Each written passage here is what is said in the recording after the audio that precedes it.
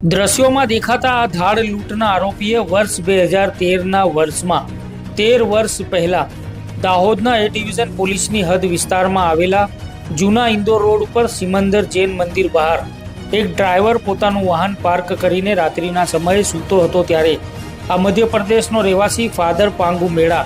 તેના 5 સાગરીતો સાથે આવી અને ડ્રાઈવરને રાત્રિના સમયે માર મારી તેની પાસેથી લૂંટ ચલાવી ભાગી ગયા હતા।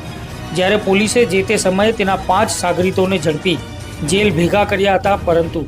13 વર્ષ બાદ આજે ઝડપાયેલો રાણાપુર ઝાબુઆ મધ્યપ્રદેશનો રહેવાસી ફાધર પાંગુ મેળા પોલીસને અંધારામાં રાખી ભાગતો ફરતો હતો। જ્યારે આ ગુજરાતના દેવભૂમિ દ્વારકા જિલ્લાના ખંભાળિયા તાલુકામાં પોતાની ઓળખ છુપાવી રહેતો હોવાની બાતમી દાહોદની એસઓજી પોલીસને મળી હતી અને જિલ્લા પોલીસ વડાના માર્ગદર્શન અનુસાર દાહોદ એસઓજી પોલીસની ટીમ દેવભૂમિ દ્વારકાના ખંભાળિયા તાલુકાના સિંહણ આહેર ગામે પહોંચી હતી। ત્યાં વાડી વિસ્તારમાં ફાધર મેળા તેનું નામ દેવાભાઈ રાખી અને મજૂરી કામ કરતો હતો, જેથી હકીકતલક્ષી કામગીરી ઉપર વર્કઆઉટ કરી હકીકતવાળી જગ્યાએ એસઓજી શાખાના પોલીસ કર્મચારીઓ પહોંચ્યા હતા, જ્યાં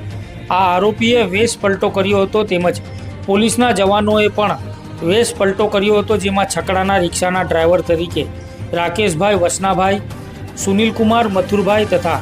અરવિંદભાઈ પાંગળાભાઈ છકડામાં મજૂર બનીને વેશ પલટો કરી આરોપી જ્યાં કામ કરતો હતો તે વાડી વિસ્તારમાં ગયા હતા। જ્યાં આરોપી વાડી વિસ્તારમાં કામ કરતો મળી આવ્યો હતો, તેને પોલીસે પકડી પાડી તેની પૂછતાછ કરતા પોતે પ્રથમ દેવાભાઈ નામ જણાવતો હતો, જેથી તેનો ફોટોગ્રાફ ખાનગી બાતમીદારને બતાવી વેરીફાઈ કરાવતા આ ઝડપાયેલો ફાધરભાઈ મેળા જોવાનું જણાવતા તેની યુક્તિ પ્રયુક્તિથી પોલીસ દ્વારા પૂછપરછ કરતા